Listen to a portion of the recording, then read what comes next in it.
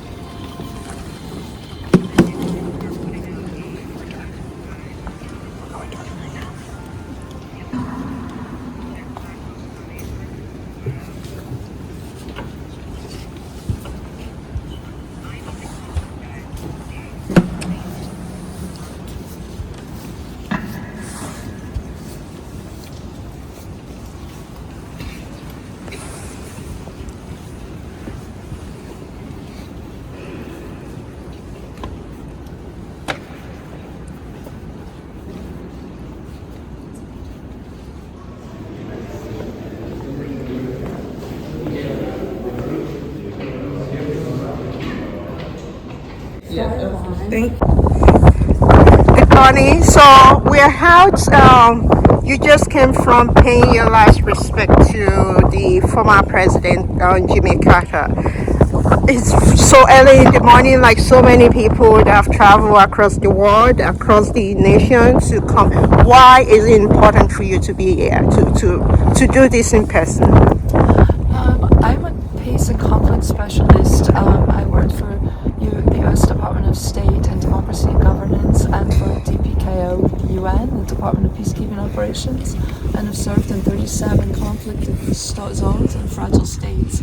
So to me, working in war zones, Carter is such an inspiration, and the work he has done, the legacy he has created in terms of his peace building and in terms of his diplomacy.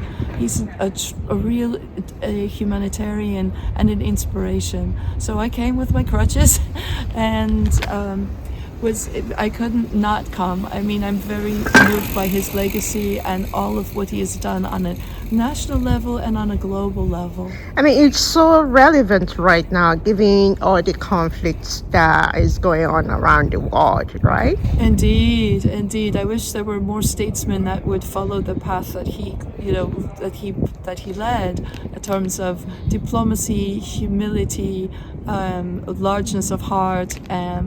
He was a true statesman, I think, in the terms of what our founding fathers were wanting to create in this country. So, what lesson would you like people to take away from his legacy, his contribution? If you have to say something in one word.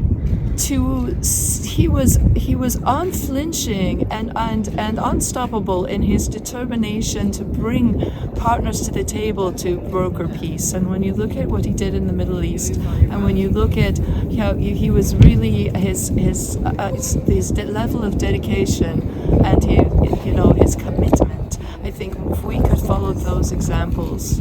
Thank you very much. Thank you. Yeah. You've traveled from Florida. I'm now in Pensacola, Florida, but I am a former D.C. resident. I moved to Florida after the 2016 election, but I came back. I'm scheduled to be in trial here this week in the front of the U.S. Court of Appeals, but I had to come to pay my respects to the 39th president because actually, I would not have had a career or an opportunity but for President Carter. He was the first president to say discrimination had no place in America. And I was a child of the South. I was born in Louisiana, and we did not have those opportunities. President Carter made it possible for me to go to school. I was a journalist. I got a master's in communications from LSU, and then I became a lawyer after 28 years as a reporter in South Florida. Okay. So because of him, I am where I am. I can see you're getting emotional. It is. I realize that those opportunities are maybe lost in the next administration. Everything that he worked for over the years, I realized 50 years, because it is 50 years since, well, 51 years for him, but 50 years since I graduated high school. And because of him, I had these opportunities that I feel that the next generation may not have because of it. That we're here at a time in this world where all the opportunities that of equality, equity, and inclusion and diversity, that's no longer a thing that people are proud of. In fact, they're taking away those programs and recognizing and the divisiveness of all that we're doing here. So I am. It is a passing of an era to have him to pass away like this and do this. But that's it. Okay, Yeah. thank you so very it's much. important that I'm here. Thank you.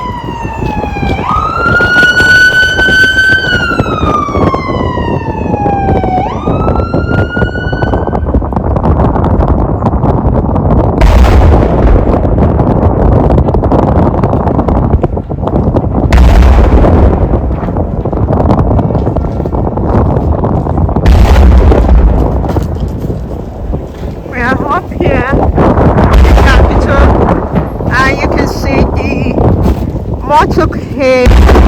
They gathered the funeral procession for President Carter is about to Capitol right now, and you can hear the gun salute in the background. We're going to bring you the pictures of where that is taking place right here.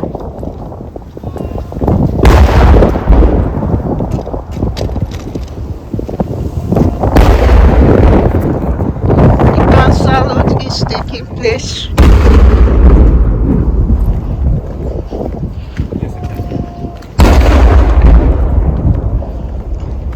You can see right here.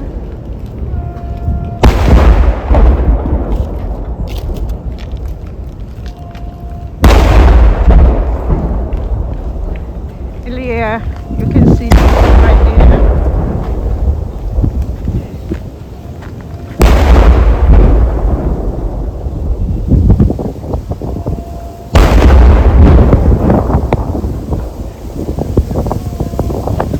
And I'm going to go right back up because as the gun salute is taking place right now, the casket should be coming down any moment now. They should carry it from the rotunda.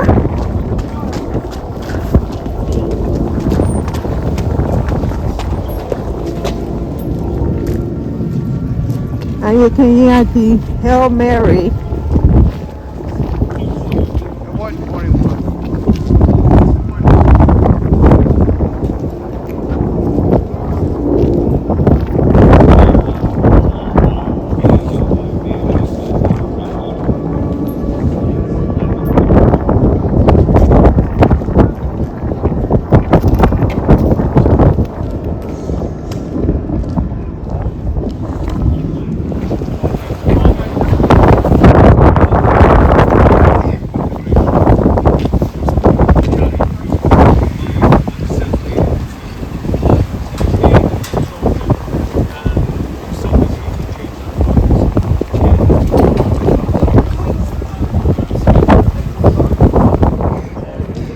Okay, so you are out here in the cold as we can see, like just give me a moment and I will talk to you because the motorcade is now moving.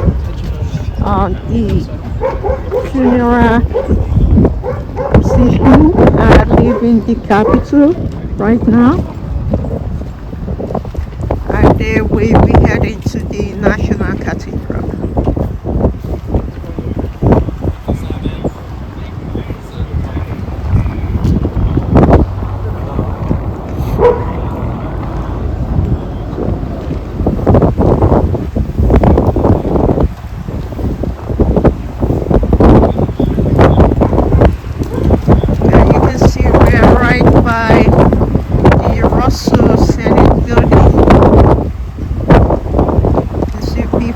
That came in early, they gathered.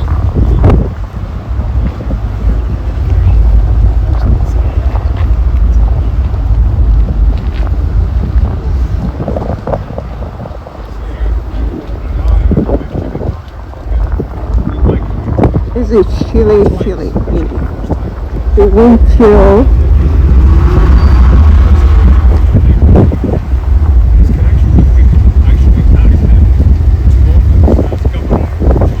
Last time, the 39 presidents leaving Capitol.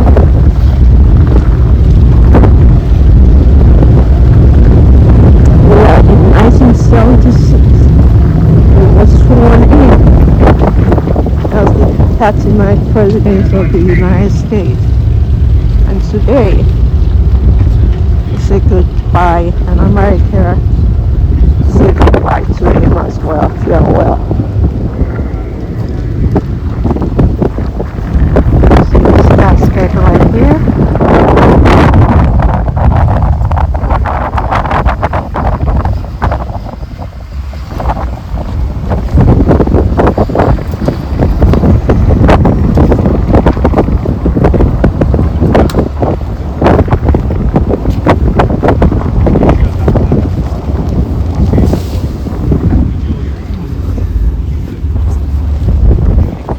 you guys, like so many people that came here in this windy weather, you just saw the president's casket leave the Capitol. Can you share this historic moment? Yeah, it's history in the making. We just saw Carter's body leave the Capitol for the last time. They're going to take him to the Washington National Cathedral here on January 9th, 2024. Yeah, and it's, I think, a good way to pay respects to our 39th president. I mean, it's cold out. It's cold. It's cold. So what brought you here? I mean, We came to see the city. huh? We came to see the city, and we just happened to come on a very important day. You're getting emotional. Could you talk about that? Yeah, I mean, it's important. It's a really historic moment, and despite the cold and everything, it's an important part of history. So, and right before a new presidency too. So, Well, what does it mean to you? I just think it means respect. It's important to pay respects to our nation's leaders and to, just come here and to give a little bit of our time, no matter the cold, no matter the wind, and just be silent, be respectful as to see a president pass on. You don't get to see that every day. You don't see that every day. Not at all. Okay. And you just mentioned like given like the transition period that we are in. it's an important moment right now. Can you talk about why you're getting emotional? Oh, the wind also. But yeah, it's a new chapter starting. New beginnings.